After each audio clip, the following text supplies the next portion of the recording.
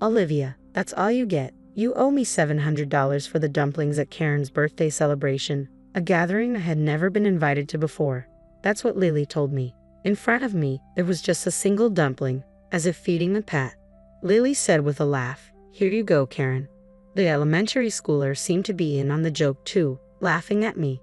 Mother and daughter both mocked me with the same demonic grin, completely extinguishing any affection I have for my granddaughter. "I've had enough. I'll just pay the bill and head home," I said, standing up. Lily, still smiling, waved me off dismissively. Disappointed in Jack, who wouldn't even meet my eyes if they wanted to celebrate with just their immediate family of 3, that's fine by me. I was willing to pay, but with that attitude, any desire to celebrate had long since vanished. No matter what they say, I'm never getting involved again, I thought irritably as I went to settle the bill. Then someone tapped my shoulder. Hearing her words, I decided to get back at Lily and her family. I'm Olivia. This year, I turned 65. Blessed with children, I've led a normal life, though my husband was always focused on his work and not much of a talker. I believed we had a good relationship. I thought my life was without major upheaval. But there was one thing that troubled me. Lily, my eldest son's wife. I understand that it's common for wives and mothers-in-law to not get along. However, Lily's attitude of treating me as an enemy just for being the mother-in-law was causing me trouble. "Olivia, you're always free at home, right? Let me do you a favor and take care of your cute grandchild." "Lily, I have plans today. I told you I can't do last-minute favors, remember?" "I never heard that. Maybe you just think you told me." I never knew what set her off. But Lily always had a harsh attitude towards me. She'd call suddenly or come over unannounced, dumping tasks on me without caring about my plans. Even if I helped, she'd never thank me, saying a parent should naturally do that much. But if I refused, she'd condemn me as some terrible villain. Lately, I've been finding excuses not to comply with her demands, yet Lily would confront me, labeling me as a heartless person, accusing me of treating her poorly, or not loving my grandchild. Lily seemed to truly despise me. The final straw was when Karen, my granddaughter, started elementary school, and I was taking care of her after school. "Grandma, you're mean to Mom, aren't you?" Karen's words caught me off guard. "What? No, why would you say that?" "That's what Mom says. You always lie and say you don't," Karen replied, tears welling in her eyes. Apparently, Lily had been telling Karen that I was mean to her, and I was confronted with such accusations from Karen. I had no idea what she was talking about and tried to get the details from Karen. But Karen, seemingly taking Lily's words at face value, just kept calling me a liar, making it impossible to have a conversation. I couldn't understand why Lily would manipulate such a young child to dislike me. With no idea what to do or what was even happening, I was at my wit's end. When I talked to my husband, his response was dismissive. "She's a child. She probably doesn't understand yet." He didn't seem too concerned. Consulting my eldest son, Jack, was no better. His cold reply was, "Handle your own problems." Probably just tense around the mother-in-law, worrying about being ordered around because she's the wife. I would never do that. It's unbearable being targeted with such hostility. So what am I supposed to say? Should I tell her to be nicer to Mom? If I do that, it'll look like I'm siding with Mom, and things will become even more strained between us. It's not about taking sides. If she dislikes me, I want to know why. If she wants nothing to do with me, she should keep her distance. Try to understand how it feels to be reluctantly asked for favors. She's the mother of your beautiful grandchild. Mom, can't you just compromise a little? Jack's policy of non-intervention always seemed to side with Lily, no matter how much I pleaded. It felt like he was just brushing me off, telling me to endure it. At times, I couldn't help but vent to my close friends about these issues, yet their responses were always something like, "That's how sons' wives are." And I continued to struggle without finding a solution. Even when advised to keep my distance, it was always Lily who initiated contact. Whether I listened to her calmly or subtly rejected her, I found myself at a loss dealing with an unsatisfied Lily. During this time, I was informed by Lily about celebrating Karen's 10th birthday at a famous Chinese restaurant. Despite sending gifts for every celebration, including birthdays, I had never received a word of thanks from my eldest son's family. Instead, I was met with remarks like, "Olivia, you have no taste. It's better if you just give us cash." Naturally, I had never been invited to any of their celebration gatherings. After being told not to interfere with family events, I had refrained from getting involved. Karen's birthday celebration is at her favorite Chinese restaurant. You're coming, right, Olivia? Lily's invitation made me suspect something unpleasant. Still, if I didn't go, I would surely be blamed for not attending my granddaughter's birthday. After much thought, I decided to attend the celebration, although I had a bad feeling.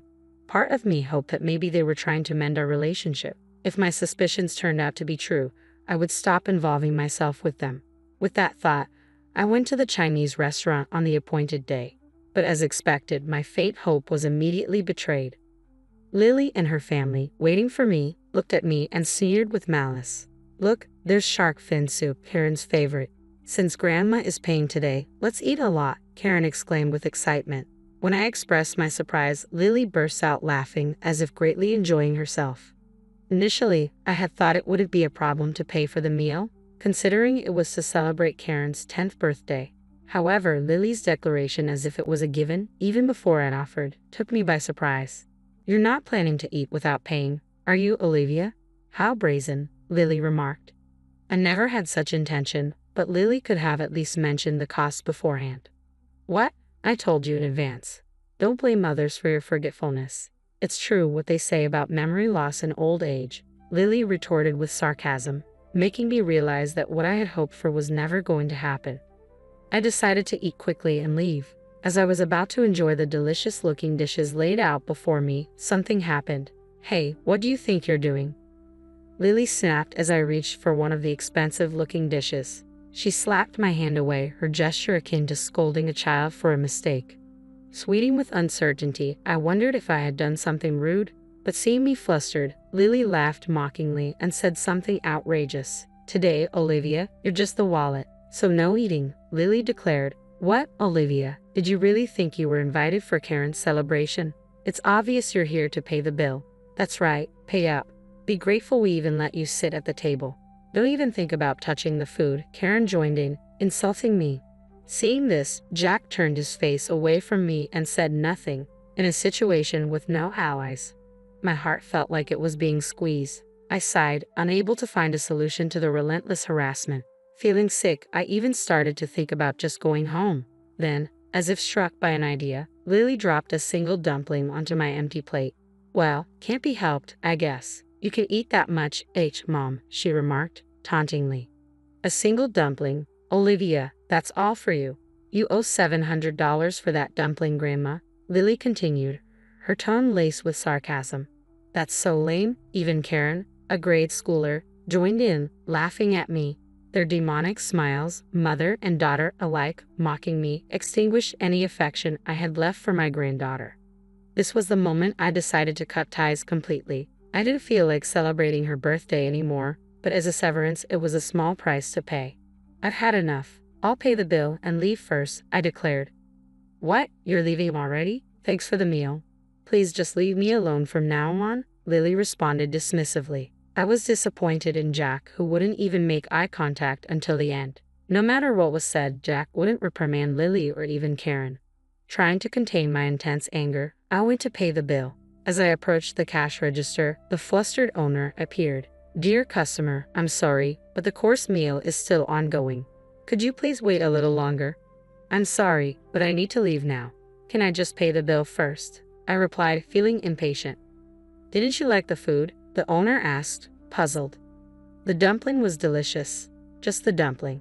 Was there something in the other dishes you didn't like? I inquired, realizing that Lily had reserved a course meal, and the owner was confused. As I was leaving halfway through, he approached me, wondering how to explain the situation. Feeling foolish to cover for my eldest son's family, I blurted out, I'm apparently just the wallet. Then someone tapped my shoulder from behind. It was Mary, a friend who had listened to my complaints before. I saw everything just now. It's much worse than what you told me, she said. When did you get here? I asked, surprised. Just before you all arrived. I heard the whole thing as it happened, Mary explained. She had been at the same restaurant with her colleagues from work and happened to witness how my eldest son's family was treating me. Hurrying to talk to me as I headed to the register, seemingly more outraged than me, Mary said, You don't need to pay, and stopped my hand. Listen, Olivia, even if it's your grandchild, that behavior is not normal. At her age, she should know better than to treat family that way. But no matter what I say, nobody listens to me, not even my son, Jack. So, you're just going to let them walk all over you? Mary's words made me realize something. Looking back, my eldest son's family, unconcerned about me, was happily chatting and enjoying their meal. They probably don't even consider me family anymore.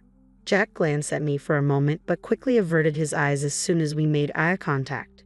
Seeing such a pitiful attitude, I felt like the person sitting there was not my son. If they don't understand words, then show them with actions, Mary encouraged. Thank you, Mary. Can I ask for a little help? I felt encouraged by Mary's support.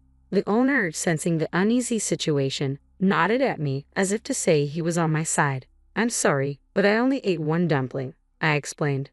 Understood. Let's do this. Based on our explanation and the owner's decision, I only had to pay for the one dumpling. As I ate, it felt awkward to put out just a few bills.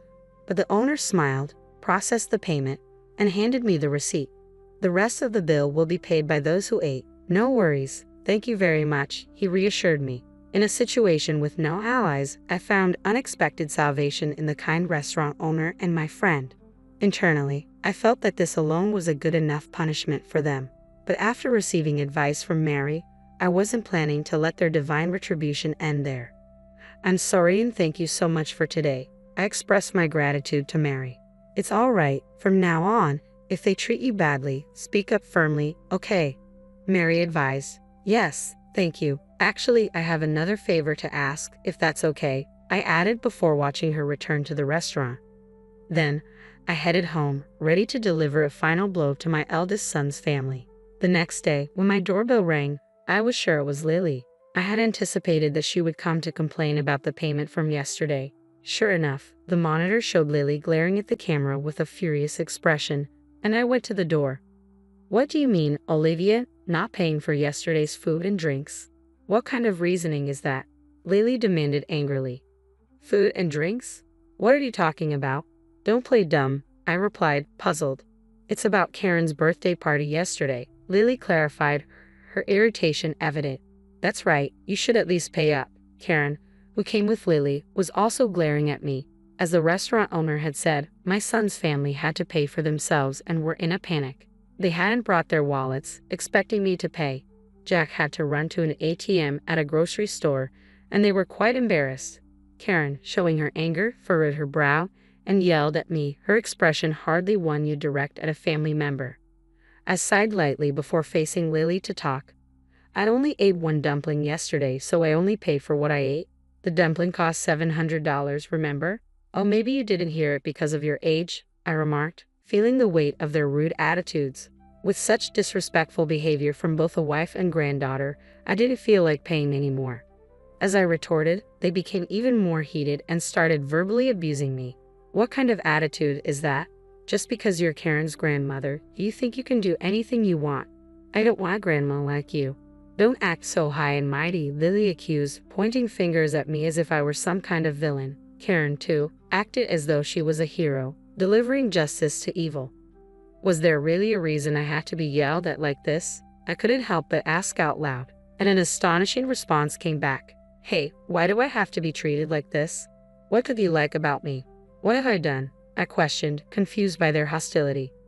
You haven't done anything. You know, wives just don't like their mothers-in-law, Lily replied casually. What do you mean, just that? I pressed for clarification. This time, I thought I'd make you useful as a wallet since I was angry, Lily retorted, stunning me with her unexpected words. I was speechless. Then before I could signal, the door to the next room opened, and Mary entered the living room. The moment they saw Mary's face, the two were speechless, their mouths agape. Listening to you all this time, is that how you treat my friend? Mary questioned, her tone firm. Why are you here, Karen? Lily stammered, clearly flustered by Mary's sudden appearance. It was understandable. Mary still worked as a language teacher in a certain classroom and was also the teacher of the language class that Karen attended. When I had spoken to Mary, the situation was so different from Karen's behavior in class that she had trouble believing me. But after yesterday's incident, Mary had become my ally and came to my house today. When Karen expressed her wish that I was her real grandmother, I was touched. Don't be deceived. Miss, this woman made my mom cry before, Karen accused, her tone sharp. My friend wouldn't do that. Besides, you just said Mom wasn't mistreated, right? But Mom, Grandma was mean to you, right? Karen continued, seemingly believing everything Lily had told her about me without hearing the details. Lily, apparently not expecting to be overheard, looked panicked. She became visibly nervous, glancing at Karen with a troubled expression. I was speechless at Lily's inability to come up with a better excuse for her actions. Miss, please listen to our side too. Just because she's your friend, it doesn't mean you should take Olivia's side, Lily pleaded, attempting to win Mary over with excuses. But Mary was judging based on the behavior she had witnessed, not on Lily's unsubstantiated claims. With no chance of Mary siding with them, Karen, scolded by her teacher, looked like she was about to cry. Only giving one dumpling and then expecting $700 in payment. That's no way to treat family, is it? Mary questioned, her tone pointed. But it was my birthday, so it's only natural for Grandma to pay. That's what Mom said, Lily interjected, trying to justify their behavior. Considering your attitude earlier, those kinds of words wouldn't come out unless you really looked down on someone. You usually don't speak to your grandmother like that, do you? Mary countered, her words piercing through the tension. Shocked by her favorite teacher's words, Karen seemed deeply affected. Seeing Karen's reaction, Lily, while still glaring at me, was at a loss for words. It wasn't a complaint, it was the truth. I just happened to see what was going on. Well, I won't forgive you, Olivia. Don't think you can see your granddaughter again, Lily declared angrily. Fine by me, I'd like to ask the same. Don't involve me anymore, I retorted. Lily left, pulling Karen's hand and looking resentful. As I watched them leave, I finally let out a sigh of relief. Seeing this, Mary patted my back. After all that, they won't be able to act so arrogantly anymore. Thank you, Mary. Sorry for always relying on you. I express my gratitude. It's fine, Olivia. They wouldn't listen to you, right? With that attitude, it's no wonder, Mary reassured me, her cheerful demeanor saving me. I was able to cut ties with Lily and her family. It's a shame I couldn't say anything to Jack, but I don't expect to hear anything more from Lily. Seeing the usually confident Lily taken aback cleared the frustration I had been carrying. However, apparently Lily and Karen got into an argument because Lily had lied to Karen about me, leading to Mom made the teacher dislike me. Karen still couldn't be appeased, and Lily called me to complain. Explain the situation to Mary. Is it okay for Karen to stop going to her language class? Lily asked. What's there to explain? Mary saw everything for herself. What more is there to say? If you admit to harassing me, then my story won't be a lie, I responded. Why, you could at least agree with me on that, Lily pleaded. No way. That's your responsibility. You should sincerely apologize to Karen, I insisted. Lily called me several times, but since she told me to stay away, I stopped answering. Jack also called, confused about which side to take between Lily and Karen. Disgusted with his indecisive attitude, I echoed the words once said to me, handle your own problems. Anne continues to attend Mary's class and has become much quieter since being scolded that day. Well, she was too energetic before, so maybe this is just right for her now, I reflected. As a sign of reflection, I hope so. Don't worry about it, Olivia. As a teacher, I'll keep an eye on her, Mary reassured me. Thank you. I owe you so much, Mary. I expressed my gratitude. Don't mention it. We're friends, after all, Mary said nonchalantly. Please don't worry about it. I couldn't help but feel grateful to Mary. Next time, I plan to go out with Mary and finally enjoy the Chinese meal we missed.